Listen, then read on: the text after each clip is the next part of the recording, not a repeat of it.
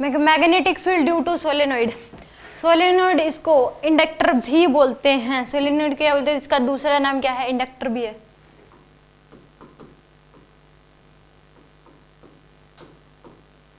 Solenoid क्या होता है कि एक नॉन कंडक्टिंग होलो सिलेंडर ले लो या फिर सॉलिड सिलेंडर ले लो, उससे कोई फर्क नहीं पड़ता। क्या होता है, एक नॉन कंडक्टिंग होलो सिलेंडर या फिर सॉलिड सिलेंडर। इसमें क्या होता है कि नॉन कंडक्टिंग एक होलो सिलेंडर, चाहे कुछ भी ले लो, उससे कोई फर्क नहीं पड़ता।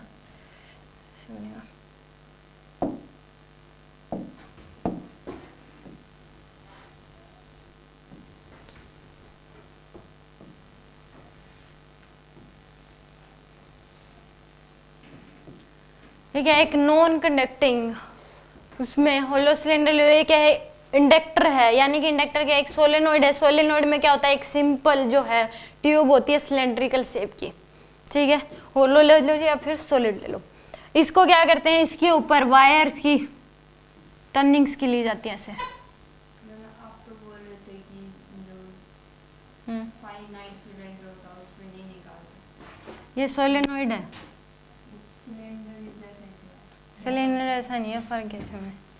ऐसे इसको इंडक्टर बोलते हैं। ये नॉन कंडक्टिंग है और इसमें एक सिलेंडर लिया है जिसमें हम वायर ऊपर, इसके ऊपर वायर्स की टर्निंग की जाती है। अब ये सोलेनोइड बना है। दोनों को मिला के। हाँ, इसमें क्या होता है, एक वायर होलो सिलेंडर ले लो या फिर सॉलिड सिलेंडर, उसके ऊपर वायर्स की टर्निंग की जाती है और उसमें करंट भेजा जाता है, उसको बोलते हैं सोलेनोइड। घर पे भी बना सकते हैं, इसमें कुछ ऐसा नहीं है कि एक सिलेंडर लो, वायर की टर्निंग कर दो और उसमें करंट फ्लो करा दो वायर में, उसको बोलते हैं। ये एक, अगर हमें इसका यूज क्या होता है, जब आगे आप पढ़ोगे एलआर सर्किट, एलसीआर सर्किट, तो उसमें इसका यूज होता है, प्रैक्टिकल लाइफ में इसका यूज होता है। बेसिकली आप देखते होगे कि पहले जो है वो बल्ब यूज करते थे, क्योंकि बल्ब सस्ता आता है, 10-15 रुपए इसका आता है। और अब ज्यादातर आप घरों में देखोगे ट्यूबलाइट यूज करते हैं। तो क्यों करते हैं, और ये इतनी महंगी भी आती है, 250-300 रुपए की आती है और वो 10 रुपए का आता है, तो फिर भी ट्यूबलाइट्स का यूज ही क्यों करते हैं। हाँ, एलईडी बल्ब बोल दो, ट्यूबलाइट बोल दो, एलईडी बल्ब बोल दो। वो छोटी वाली ट्यूबलाइट्स लगती हैं। बल्ब तो अलग है, गोल गोल, जो उसकी लाइटिंग भी अलग आती है, सूरज के जैसी। हाँ, उसको वो बल्ब है। लगाते क्या, ट्यूबलाइट, उसको ट्यूबलाइट बोलते हैं। ये भी लंबे वाली भी ट्यूबलाइट है, शेप अलग होने से तो नाम तो ट्यूबलाइट ही है। क्यों करते हैं ऐसा, वो सस्ता भी आता है, फिर भी महंगे वाली लगाते हैं, और दोनों की लाइफ भी सेम ही है। मतलब ये नहीं है कि वो कम ज़्यादा देर तक ये ज़्यादा चलती हैं, वो कम चलते हैं, लाइफ भी दोनों के लगभग सेम है।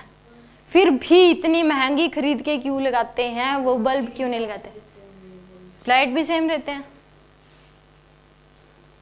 मैं बताती हूँ रीजन। इसमें इंडक्टर का यूज किया था अपने पहले, अगर पहले जो ट्यूबलाइट्स आती थी उसमें बीच में एक सिलेंडर सा लगा होता था, वो इंडक्टर होता है। उसको कभी भी फ्यूज हो जाए तो उसको तोड़ के देखना, वो इंडक्टर ही होता है, सोलेनोइड होता है एक प्रकार से।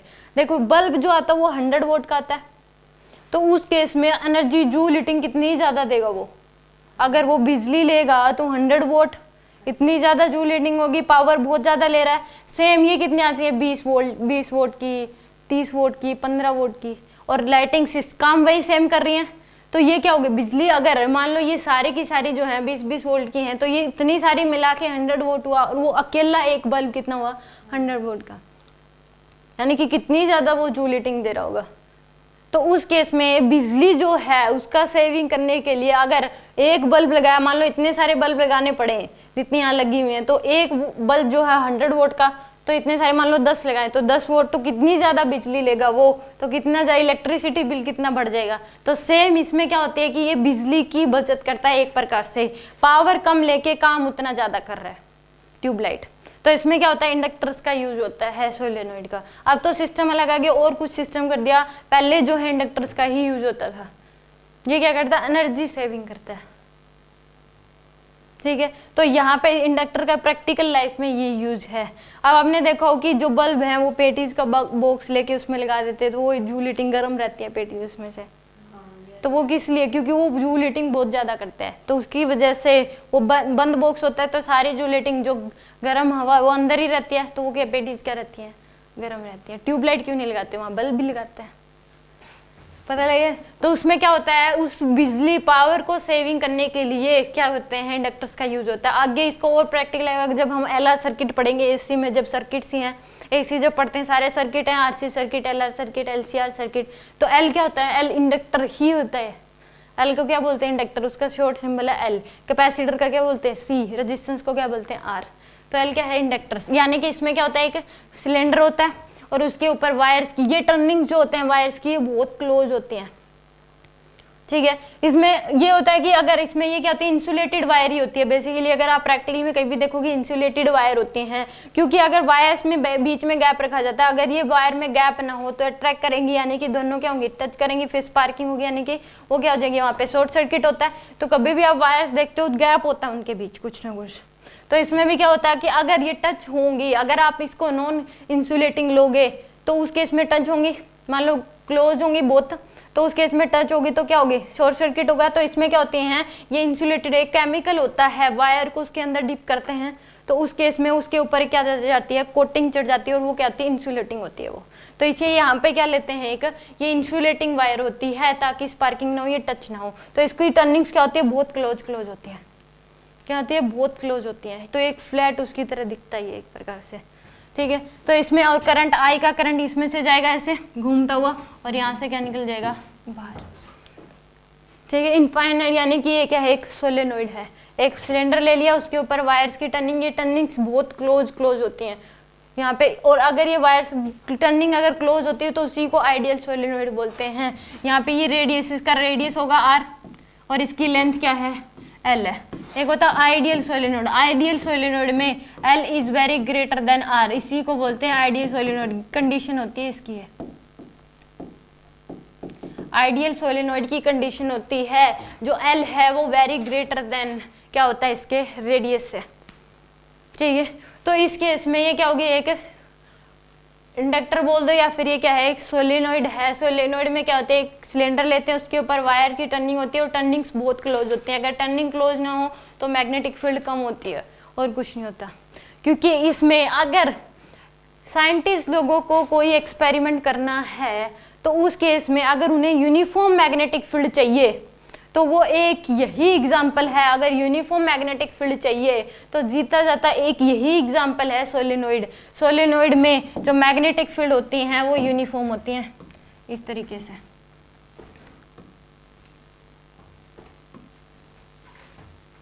यूनिफॉर्म मैग्नेटिक फील्ड होती है।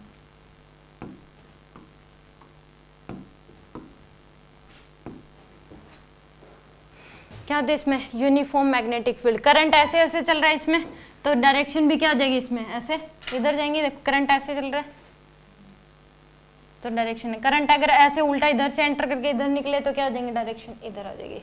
तो ये क्या होती है, अगर यूनिफॉर्म मैग्नेटिक फील्ड चाहिए तो एक ही एग्जाम्पल है सोलेनोइड। सोलेनोइड के केस में यूनिफॉर्म मैग्नेटिक फील्ड होती है। अगर कोई भी एक्सपेरिमेंट करना है, अगर हमें यूनिफॉर्म अगर मैग्नेटिक फील्ड चाहिए तो बहुत बड़ा क्या ले लो, एक सोलेनोइड ले लो, सिलेंडर ले लो, वायर्स की टर्निंग कर दो तो क्या होगी, उसपे यूनिफॉर्म मैग्नेटिक फील्ड होगी वहाँ पे। देखो करंट ऐसे है, करंट ऐसे क्लोज लूप 3D में सोचो, ऐसे जा रहा है, हाँ ऐसे घूमता हुआ करंट ऐसे क्लोज, इसके बाद चारों तरफ ऐसे टर्निंग बहुत क्लोज होती है। ऐसे सर्कल बना दिया, फिर ऐसे घुमा दिया, फिर ऐसे। देखो आपने मान लो इसके ऊपर मेरे को ये है, इसके ऊपर ऐसे चढ़ाने तो टर्निंग क्या, तो फिर तो इधर आ, तो इस केस में करंट भी तो ऐसे यहाँ से भेज जाए, तो करंट जो चल रहा है यहाँ से ऐसे वायर गई तो करंट कैसे आएगा, मैग्नेटिक फील्ड ऐसे गई, ऐसे जाएगा तो इधर ऐसे ही गई है। तो अगर उधर से आएगा तो ऐसे आएगी। आपने यहाँ से वायर ली ऐसे, समझ गए, अब ऐसे आएंगे तो अब देखो, अगर यहाँ से वायर हम ऐसे करते हैं तो उस केस में डायरेक्शन इधर आ जाएगी। सेम मान लो करंट ऐसे जा रहा है तो डायरेक्शन क्या हो जाएंगे, इसमें इधर आ जाएंगी। करंट ऐसे जा रहा है तो डायरेक्शन क्या हो जाएगी, इसमें इधर आ जाएंगी। तो सेम इसमें करंट क्या जा रहा है, ऐसे घूमता हुआ। बोलो। सेम ऐसे लूप सोचो, एक रिंग है यहाँ पे, तो उसमें करंट अगर ऐसे चलेगा तो डायरेक्शन क्या हो जाएगी, उधर। करंट ऐसे चलेगा तो डायरेक्शन क्या हो जाएगी, इधर। समझ गया। तो इस केस में करंट ऐसे एक दो ही तरीके से हो सकती है, या तो ऐसे जाएं या फिर ऐसे चले। और ये क्या होती है, इसमें यूनिफॉर्म मैग्नेटिक फील्ड होती है सोलेनोइड में। अगर कोई पूछे यूनिफॉर्म मैग्नेटिक फील्ड चाहिए तो उसका एग्जांपल दो, तो आप सोलेनोइड का एग्जांपल दे सकते हो। यही एक तरीका है यूनिफॉर्म मैग्नेटिक फील्ड प्रोड्यूस करने का, ठीक है। तो सोलेनोइड में क्या होती है, यहाँ पे आइडियल सोलेनोइड के लिए कंडीशन होती है कि एल जो है वो क्या होना चाहिए, ग्रेटर देन आर होना चाहिए। यहाँ पे दो जगह पे मैग्नेटिक फील्ड पूछता है, इसके मिडल पार्ट पे, ये क्या होता है इसका मिडल पार्ट, क्या होता है सेंट्रल पार्ट बोल दो, या फिर ये क्या होता है इसका मिडल पार्ट, सेंट्रल पार्ट या फिर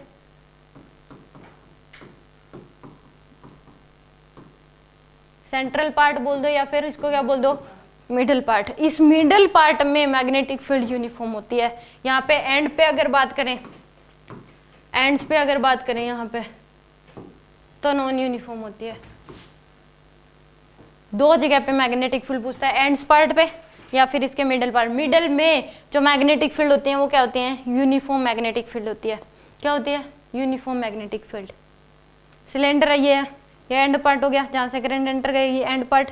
इसके बीच में ये वाला पोर्शन क्या होगी, इसमें यूनिफॉर्म मैग्नेटिक फील्ड, यहाँ पे नॉन यूनिफॉर्म होती है, समझ गए।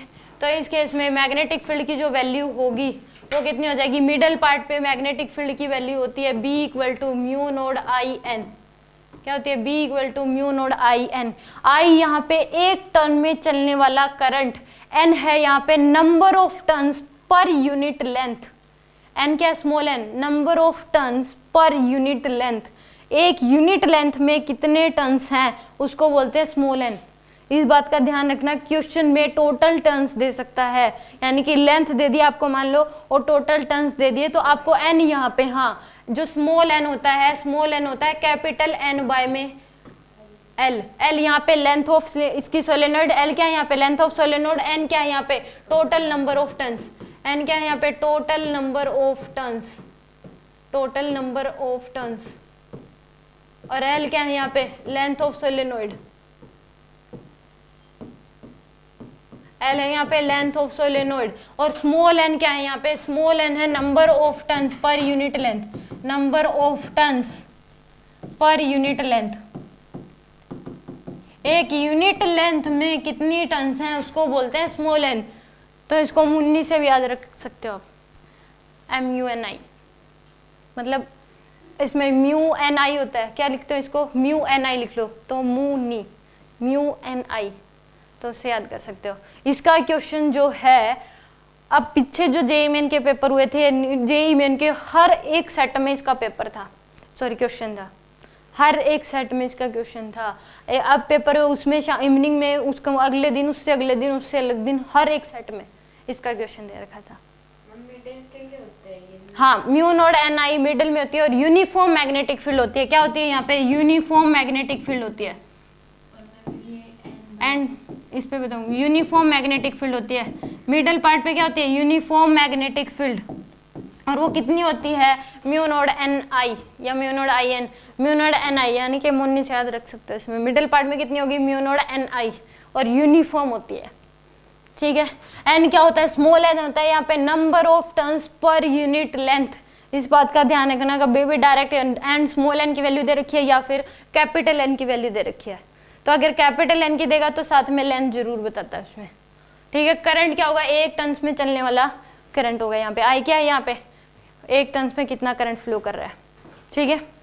और एंड पार्ट पे जो मैग्नेटिक फील्ड होती है इसका हाफ होती है, बी एट एंड पार्ट, वो कितनी हो जाएगी, mu node n i divide by में 2। कितना होता है इसका, हाफ होता है। मिडिल पार्ट से क्या होता है, हाफ। यहाँ पे भी कितना हो जाएगा, बी एंड पे mu node n i divide by में 2। ये होती है इसके एंड पार्ट पे मैग्नेटिक फील्ड की वैल्यू।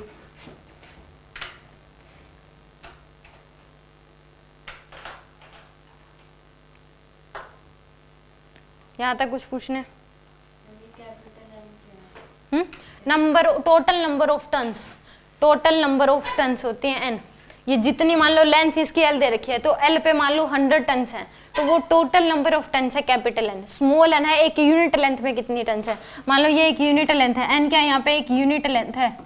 एक यूनिट लेंथ में मान लो 1 टर्न्स है, 2 टन है या 3 टन है, टोटल मान लो 100 टन है। अगर स्मॉल एन निकालना, मान लो कैपिटल एन की वैल्यू मैंने दे दी आपको, कैपिटल एन की वैल्यू दे दी मैंने 100, यानी कि 100 टन है एक सोलेनोइड पे, और लेंथ दे दी मैंने आपको 25 मीटर, कितनी दे दी 25 मीटर। तो इस केस में स्मॉल n की वैल्यू क्या हो जाएगी 100 डिवाइड बाय में 25 4, ठीक है। तो n को आप क्या लिख सकते हो capital N by n l भी लिख सकते हो, यानी कि इसका फॉर्मूला अगर लिखो तो b का ये भी हो सकता है mu node capital N divide by L into में I, ये भी लिख सकते हो। स्मॉल n को कैपिटल N बाय लेंथ भी लिखा जा सकता है। और ये आइडियल सोलेनोइड के लिए कंडीशन क्या होगी L is greater than R, R है यहाँ पे रेडियस। समझ में आ गया? कुछ पूछना है? इसमें यूनिफॉर्म मैग्नेटिक फील्ड होती है, यानी कि बात क्या ध्यान रखनी है, सोलेनोइड होता क्या है, एक सिलेंडर होता है सॉलिड हो चाहे होलो, उसके ऊपर वायर्स की टर्निंग्स होती हैं, या फिर ये क्या होता है एक इंसुलेटिंग यानी कि इंडक्टर बोलते हैं, नॉन कंडक्टिंग सिलेंडर होता है। क्या होता है नॉन कंडक्टिंग सिलेंडर, तो इसके ऊपर क्या होता है वायर्स की टर्निंग होती हैं और वो टर्निंग्स बहुत क्लोज होती हैं। अगर गैप बढ़ा दोगे तो मैग्नेटिक फील्ड भी क्या हो जाएगी कम हो जाएगी। अगर आपने टर्निंग्स का गैप बढ़ा दिया तो मैग्नेटिक फील्ड की वैल्यू कम हो जाएगी, फॉर्मूला तो यही रहेगा, वैल्यू कम आएगी उसमें, ठीक है, क्योंकि टर्निंग्स बढ़ा दिए तो एक यूनिट लेंथ में कम टर्न्स आएंगे तो मैग्नेटिक फील्ड की वैल्यू भी क्या आएगी कम आएगी। इसलिए इसमें क्या लगते हैं यूनिफॉर्म अगर चाहिए तो टर्न्स बहुत क्लोज रखते हैं आइडियल सोलेनोइड में। तो यानी कि उसके ऊपर टर्निंग्स होती हैं वायर्स की, नो इंसुलेटिंग वायर्स होती हैं वो भी। आई का करंट अगर इसमें गैप हल्का गैप रख दिया तो उसके इसमें जरूरी नहीं इसको इंसुलेटिंग नॉन इंसुलेटिंग वायर भी ले सकते हो, क्योंकि टच नहीं होंगी फिर तो गैप रख दिया तो आपने, तो उसके इसमें नॉन इंसुलेटिंग वायर भी रख लो चाहिए। तो इसमें टर्निंग्स होती है बहुत क्लोज होती हैं, और इसमें ये क्या एक जीता सकता एग्जाम्पल है यूनिफॉर्म मैग्नेटिक फील्ड का। इसमें सेंट्रल पार्ट पे मैग्नेटिक फील्ड क्या होती है यूनिफॉर्म होती है, और वो कितनी होती है म्यू नॉट एन आई के बराबर। और एंड पार्ट पे मैग्नेटिक फील्ड की वैल्यू क्या होती है mu not an i divide by में 2, हाफ होती है सेंट्रल पार्ट से। यहाँ पे एन क्या स्मॉल एन है, यहाँ पे number of turns per unit length, capital n क्या है यहाँ पे total number of turns, l क्या है लेंथ ऑफ सोलेनोइड। डायरेक्शन इसके हम राइट एंड थंब यूज करके राइट एंड थंब रूल का यूज करके निकाल सकते हैं। अगर टेंस ऐसे जा रही है तो इधर आ जाएगी, ऐसे है तो इधर आ जाएगी। आगे इसमें कुछ पूछना है इसमें सेम डायरेक्ट इसके ऊपर बहुत पिछली बार तो बहुत क्वेश्चन आए हैं हर एक सेट में। अच्छा पेपर उठा के देख लेना, किसी बच्चे ने मान लो जिसका पेपर लास्ट में हुआ है तो उसका वो क्वेश्चन तो जरूर सही हो जाएगा, और सब में बराबर सी बात दे रखी है, किसी में नहीं है, थोड़ी सी लैंग्वेज ट्विस्ट कर दी मतलब वैल्यू चेंज कर दी, अगले सेट में वही क्वेश्चन डाल रखा उसका, डायरेक्ट फॉर्मूला पुट करना है बस, ठीक है। ये था सोलेनोइड के बारे में।